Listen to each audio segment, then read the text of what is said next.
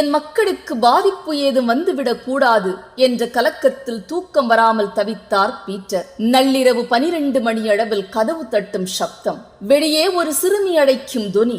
யார் என்று கேட்டபடி கதவை திறந்தார் பீட்டர். வெளியே ஒரு சிறிய குழந்தை பச்சை பட்டாடையுடன் பீட்டரின் கையை பிடித்து மாளிகைக்கு வெளியே அழைத்துச் சென்றது.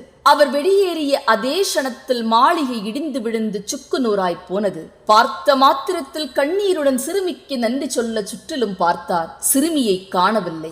வந்தது மீனாட்சி அன்னையே என்பதை உணர்ந்து கொண்டார் பீட்டர். என்னை காப்பாற்ற இந்த இரவில் கொட்டும் மழையில் வெறும் காலில் ஓடோடி வந்த உனக்கு நான் தங்கத்தால் காலணிகளை செய்து தருவேன் என்று பொருத்தனை செய்தார் பீட்டர். 2 தங்க ஷூக்களை காணிக்கையாக கொடுத்தார்.